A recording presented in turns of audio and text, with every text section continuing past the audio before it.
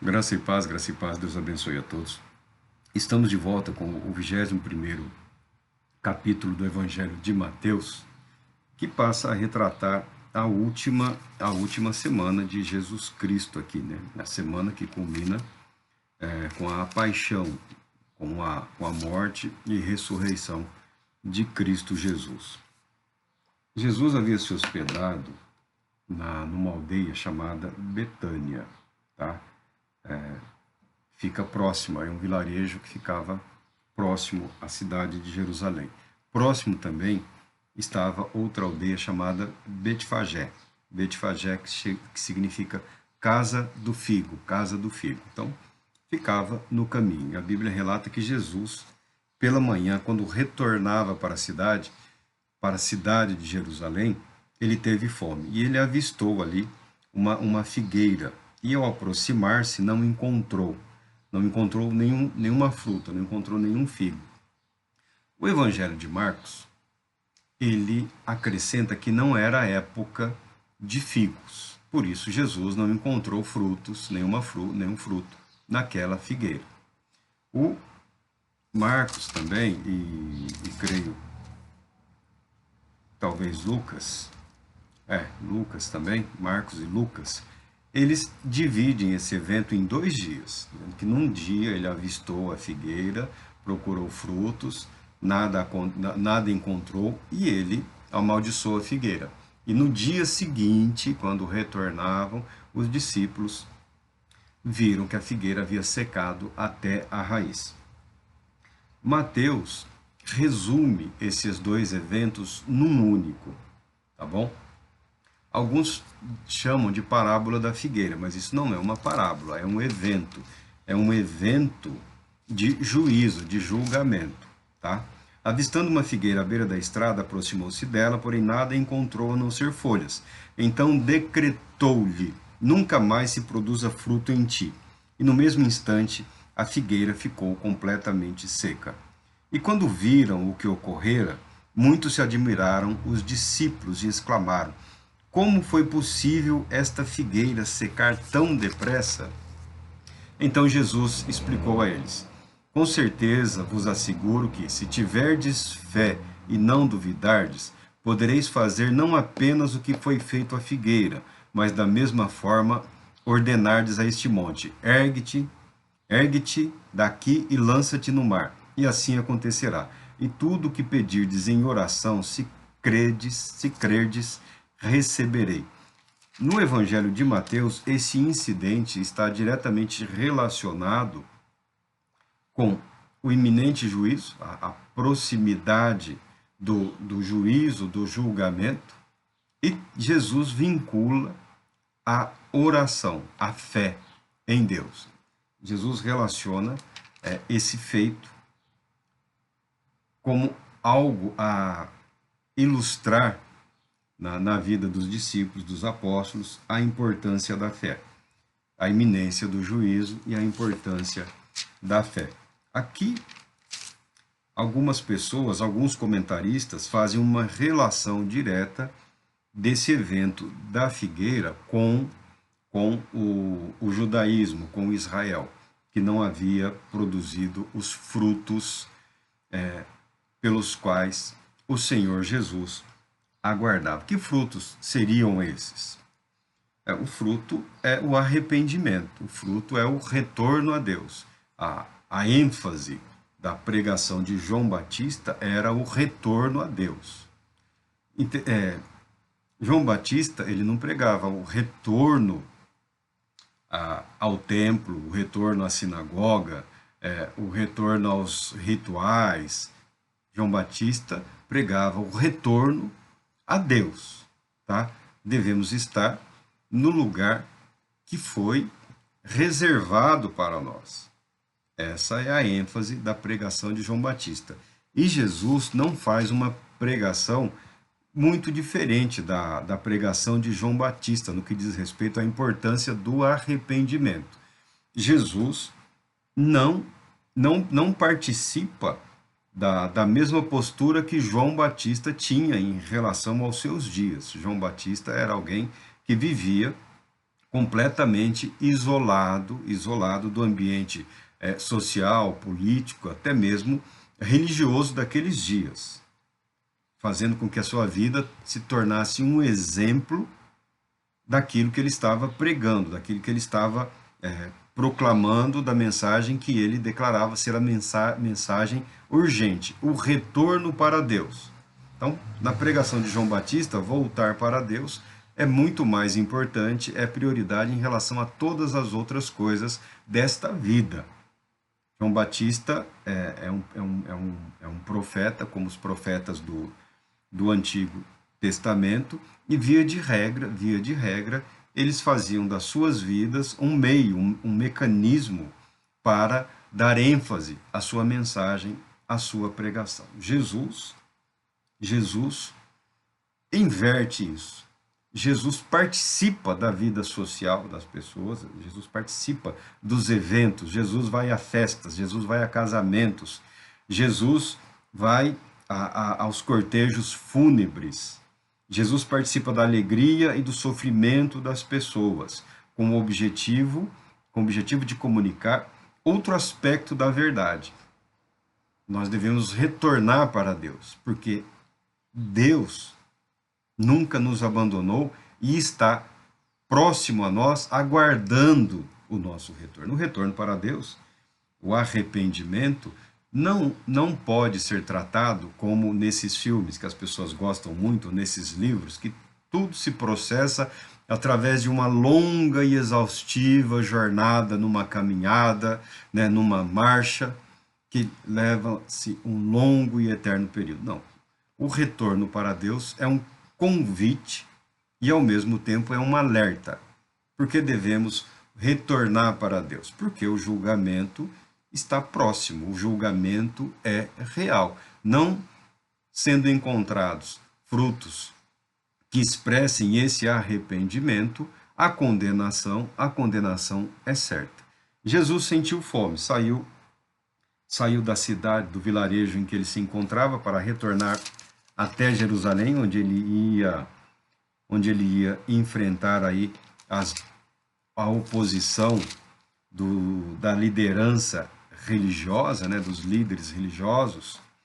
E eu creio que a figueira ter secado foi um meio de Jesus preparar os seus discípulos, os seus apóstolos, para o contexto da frustração que eles tiveram ao perceberem que os líderes religiosos não aceitavam Jesus.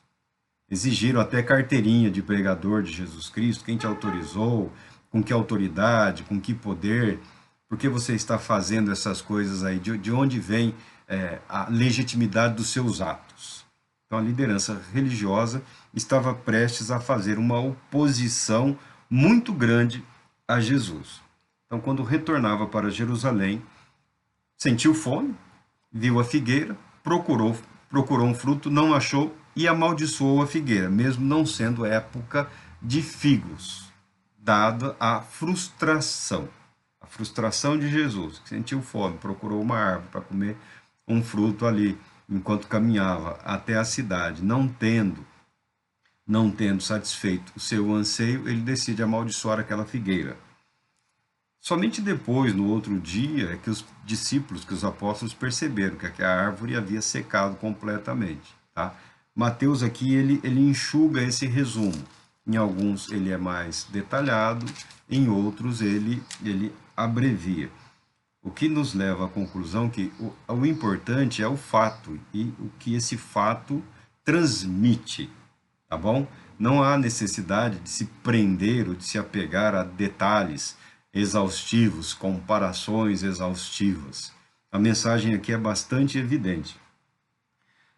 Para mim, não está limitada a Israel, não está limitada à liderança religiosa dos judeus. A mensagem, o ato de Cristo Jesus diz respeito a toda a humanidade. Isso inclui a Igreja de Cristo Jesus.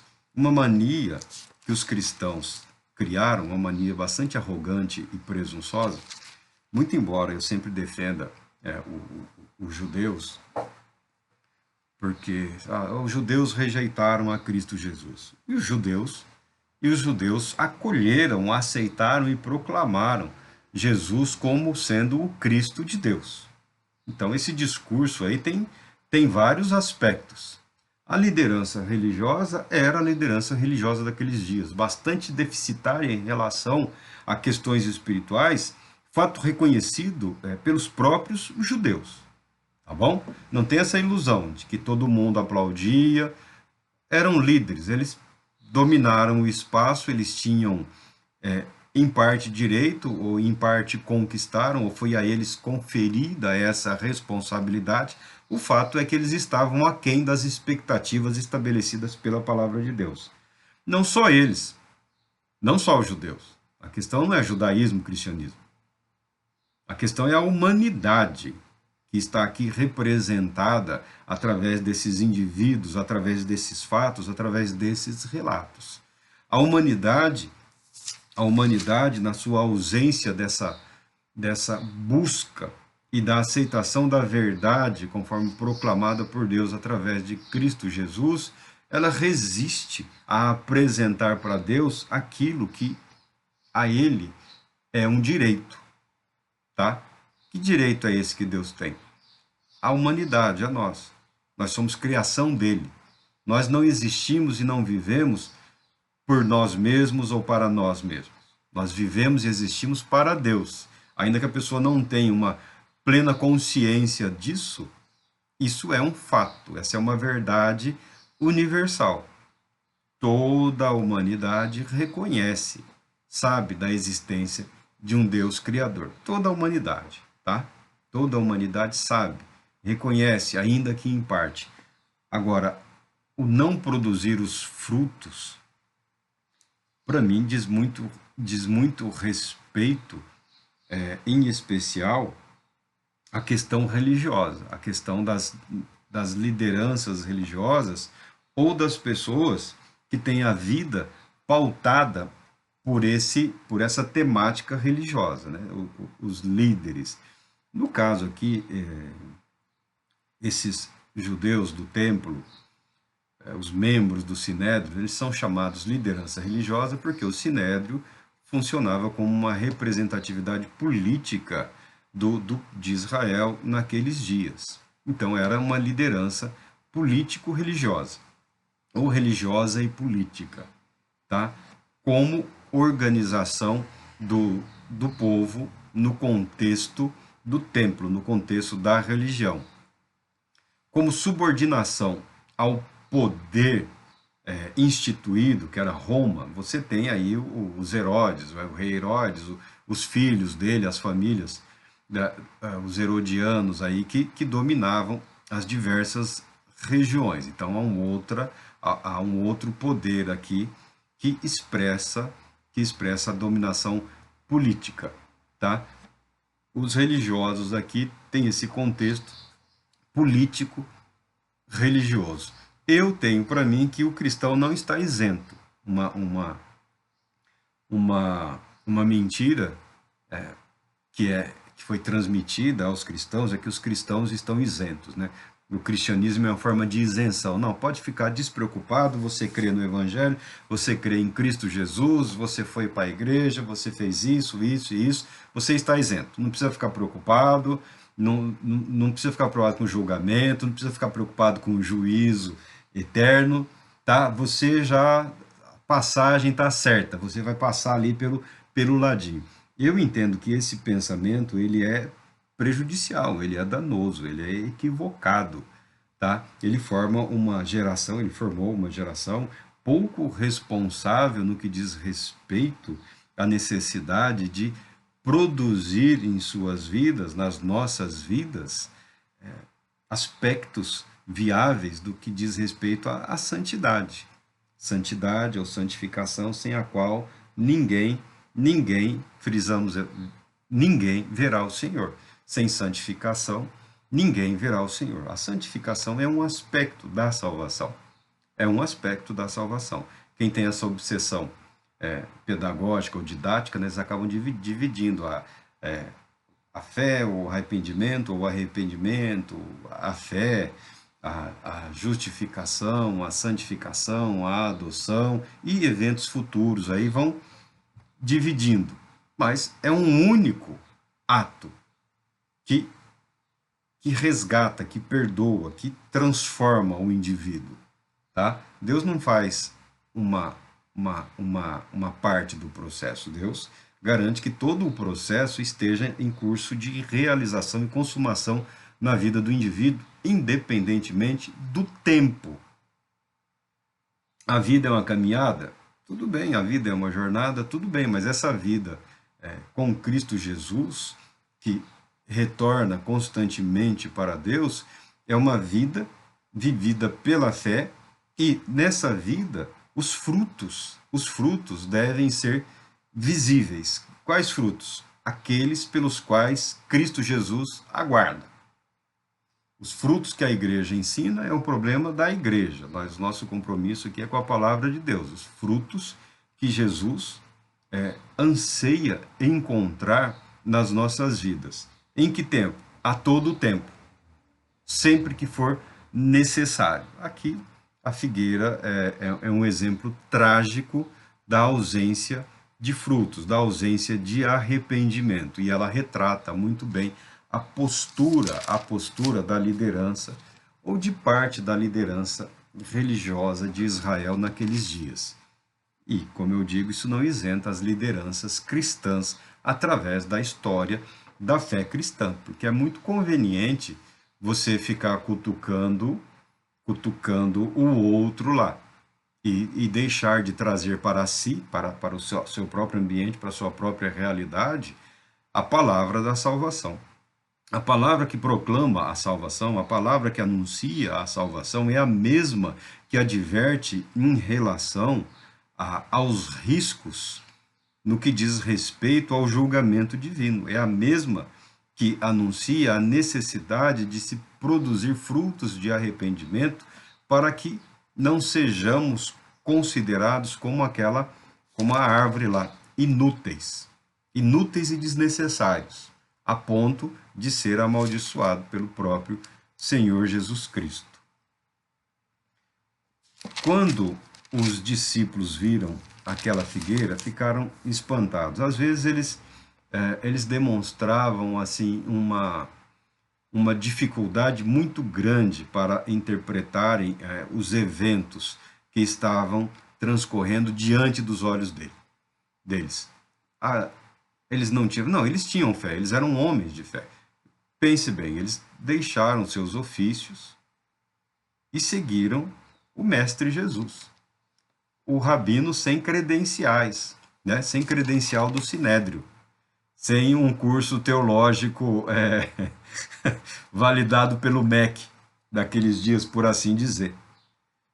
Por que eles seguiram a Cristo Jesus? Porque havia no coração deles essa expectativa, havia no coração de milhares de judeus naquela época, milhões naquela época, uma expectativa em relação ao Cristo de Deus, ao Messias, quem ele seria, se ele viria, quando viria e o que ele realizaria em relação a Israel, em relação a Jerusalém, em relação ao chamado povo de Deus, em relação aos judeus. Se você parar para observar a história, os judeus adormeceram um pouco no que diz respeito ao plano e o propósito de Deus para com eles. Da mesma maneira, a igreja de tempos em tempos dá uma cochilada, dá uma dormida, perde de vista o seu compromisso, o seu propósito e passa a se dedicar a outras atividades.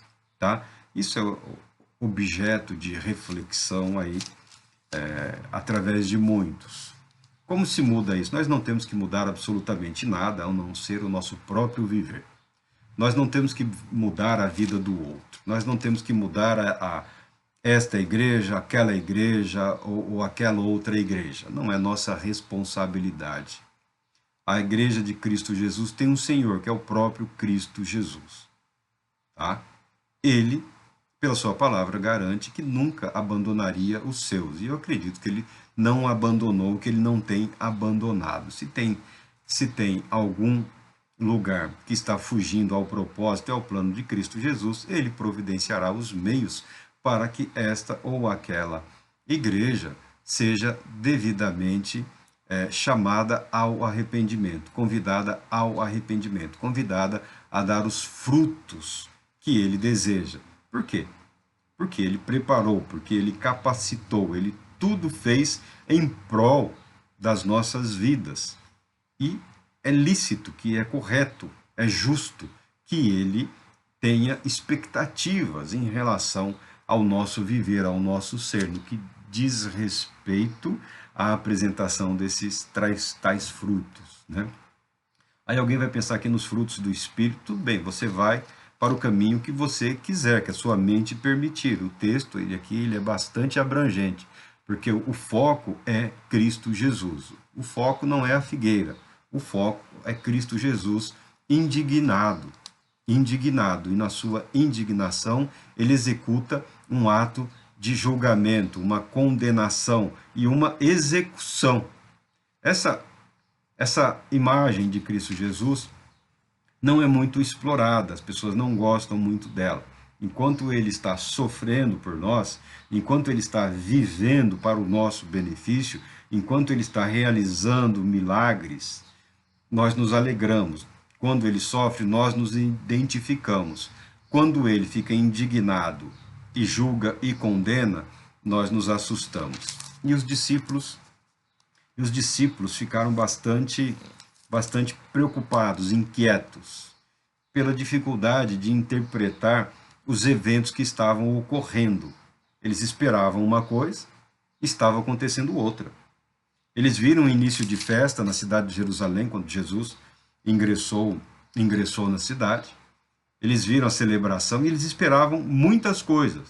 Mas rapidamente eles se frustraram, rapidamente eles se decepcionaram. Rapidamente eles foram confrontados com a realidade. Qual é a realidade? Não é porque a pessoa é religiosa que a vida dela é uma vida de temor a Deus. Alguns são religiosos pelos próprios interesses, pelo acesso, pela possibilidade, pelo direito, por ser um bom emprego, né, por um salário bom, pela respeitabilidade, né, pela influência social, pelos benefícios, não interessam os motivos. A questão é que muitos não estão nem um pouco preocupados com Deus de fato, mas são defensores da religião não como expressão de fé, mas como seu ganha-pão. Então, quando alguém ataca algum erro, alguma coisa, a pessoa se encontra profundamente fica ofendida, indignada. Não porque alguém revelou uma verdade, mas porque aquilo é o ganha-pão dela. Então, ela se sente ofendida, ela se sente preocupada com o que ela considera ser um direito dela. E Jesus aqui passa a tratar também da responsabilidade para com Deus daqueles que são beneficiados, afortunados com a verdade do Evangelho de Cristo Jesus. Mas o texto aqui é conduzido para falar de oração, da importância da oração na vida do cristão.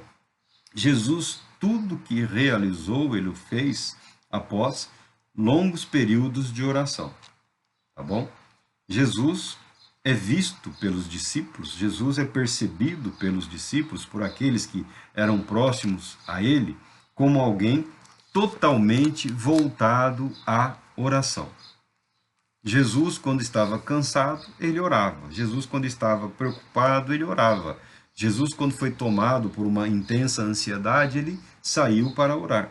Jesus, quando tinha que tomar uma decisão importante, como foi a escolha dos discípulos, ou dos principais discípulos aqui, dos 12, ele passou a noite em oração. Então, quando os discípulos perceberam o estado em que se encontravam aquela figueira, eles se expressaram nos termos da figueira. Como que isso pôde ter acontecido tão rápido, tão rápido? Aí Jesus chama a atenção deles para isso. Não é o tempo, não é a velocidade, é a fé. É a fé que importa. Tudo que pedirdes em oração, se crerdes, recebereis. Se crerdes, receberei. Tudo que pedirdes em oração. Uma das coisas que nós devemos pedir em oração é que nós não sejamos o obstáculo para a palavra de Deus, que nós não sejamos o obstáculo, o impedimento para a ação, para a atuação do Espírito Santo nas nossas vidas ou na vida de outras pessoas. Que não sejamos nós objeto de maldição, que sejamos nós instrumentos de bênção. Não é a dimensão da proeza. A questão não é se a montanha vai sair e se lançar no mar. A questão não é se as árvores secarão ainda jovens ou devidamente irrigadas. A questão não é essa. A questão é vida com propósito. Vida que disponibiliza a si mesmo a serviço de Deus, tal qual foi a vida de Cristo Jesus, nosso Senhor, tal qual passou a ser a vida dos discípulos de Cristo Jesus, nosso Senhor. Vida comprometida, vida com propósito, vida que produz frutos, não importando o tempo, não importando a época, não importando a situação, não importando o momento. Ou seja, uma vida que renuncia a si mesmo para possibilitar que a vida de Deus em Cristo Jesus se manifeste, se revele através dela. E isso, em termos práticos, é a vida que se permite proclamar o Evangelho de Cristo Jesus. A vida que se permite conduzir, a vida que se permite regar, a vida que se permite adubar, a vida que permite que a semente da palavra produza os seus resultados, os seus frutos. E Jesus, resumidamente aqui por Mateus, Marcos apresenta uma discussão mais alongada, que fala até do perdão, que eu entendo que está falando de Jesus Cristo, que está falando dos atos de Cristo Jesus em toda a sua vida, mas especialmente no que ocorreria no final da semana, na crucificação. O perdão dos pecados, a reconciliação com Deus, tudo que Deus estava prestes a realizar através de Jesus Cristo em benefício de nós, humanidade. E nessa semana, nesses dias que se aproximam da paixão, os eventos se tornam intensos e repletos de significado, ainda que os discípulos estivessem que, de vez em quando, atordoados ou muito confusos. Ora, nós também, vez ou outra, devido aos eventos ou à ausência de eventos nas nossas vidas, nós ficamos como que confusos, como que atordoados. Alguns diriam assim, é porque você não tem fé. Eu duvido que você não tenha fé. Eu duvido. Eu sou incrédulo em relação a essa incredulidade absoluta. O ser humano, naturalmente, ele possui fé. Ele crê. O ser humano foi criado para crer em Deus. A questão fundamental é que nós temos dificuldades em fazer essa ligação entre a nossa fé quando não vemos os resultados que nós gostaríamos. Tá? Isso não torna a pessoa uma pessoa incrédula. Isso torna a pessoa uma pessoa sensata, uma pessoa equilibrada, uma pessoa racional, uma pessoa que observa e que analisa a vida como ela o é, que não foge da realidade. E o Evangelho não manda que nós fujamos da realidade. A palavra de Cristo Jesus, nos momentos de frustração e decepção, é que nós nos dediquemos à oração. A oração. E tudo que pedimos em oração, se acreditarmos, receberemos. E por que eu não recebo tudo que eu peço se eu oro constantemente? Essa é a questão do fruto que Jesus está falando. Você, como eu, nós pedimos tudo que é do nosso interesse, tal qual a figueira que produz o fruto na estação própria, na estação adequada, tá? Porque pela própria criação, a criação foi preparada para isso. Não são todas as árvores frutíferas que produzem frutos o ano todo. A figueira tem o seu período em que ela produz lá os seus frutos. E nós oramos muito em termos das nossas necessidades pessoais, tá? Porque é o nosso tempo, porque é a nossa vez, porque é a nossa necessidade, é a nossa realidade, esse é o nosso momento de fé. Então, Senhor, eis-me aqui clamando em nome de Cristo Jesus, pedindo, Senhor, socorro, pedindo a Deus o livramento, pedindo tudo que é correto, justo. Mas no contexto do que é apresentado por Cristo Jesus, tudo que você pede em oração, ele está dizendo que quando a sua vida está totalmente comprometida com Deus e Pai de Cristo Jesus, pronto para apresentar-se diante dele como fizeram os santos do passado. Eis-me aqui, Senhor. Não importando a hora, não importando o tempo, não importando o momento, não importando a idade, não importando a situação em que se vive. Eis-me aqui para viver por ti, para entregar a minha vida e receber, através da minha vida, tudo que o Senhor quer realizar. Os frutos, conforme designados pelo próprio Deus. E tudo que pedirmos em oração, quando a nossa vida está nesse contexto que nos tira de nós mesmos e nos coloca aos pés de Cristo Jesus, diante de Deus, esses resultados acontecem, esses resultados invariavelmente ocorrem. Esse texto não é para você parar de orar pelas suas necessidades. A oração do Pai Nosso lá que explica e que orienta. Esse texto nos leva a um estado de fé que não é diferente do estado de fé que temos no dia a dia, mas é um nível de compromisso e comprometimento com Deus que nós nem sempre estamos dispostos a nos submeter. Tá? E é o que Jesus está enfrentando, que está se preparando para enfrentar nesta semana. Os frutos que Deus deseja produzir através de Cristo Jesus, a salvação da humanidade, teria um alto preço para o próprio Cristo, para o próprio Jesus. Ele enfrentaria a morte de cruz, com vistas à redenção de toda a humanidade. O fruto que Deus espera, que Deus aguarda, ele se propõe. Esse resultado do viver e do agir em conformidade com o desejo de Deus, Jesus está se preparando para realizar. Nós nem sempre estamos tão dispostos a isso, porque ninguém tem que estar disposto a sofrer, porque sofrer é ruim, sofrer não é bom. Renunciar a si mesmo é desagradável, é desconfortável. Nós ficamos confortáveis no nosso mundo, no nosso ambiente, com as nossas convicções, com a nossa fé, né, com a nossa certeza de fé. O que nos agrada, o que nos convém, nos traz conforto.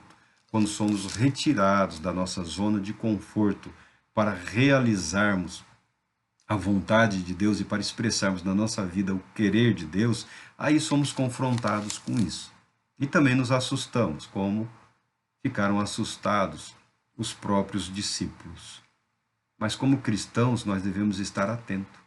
Nós devemos estar atentos em relação à necessidade de produzir os frutos dignos, os frutos que revelam o nosso arrependimento, a nossa volta para Deus, a nossa disposição de entregar a nossa vida a Deus como Cristo entregou, e produzirmos os resultados propostos por Deus, que Deus propôs, e não única e exclusivamente aqueles que nos agradam. É um convite à oração. A história da figueira é um convite a estarmos alertas. Deus é maravilhosamente bom. Deus é justo, Deus é santo. Há um julgamento, sim. Deus tem o direito de julgar. E Ele o fará. E Ele o fará. O julgamento será justo, o julgamento será correto. Mas nós somos alertados quanto à necessidade de produzirmos os frutos propostos por Deus. Deus Todo-Poderoso te abençoe, te proteja e te conceda paz, muita paz.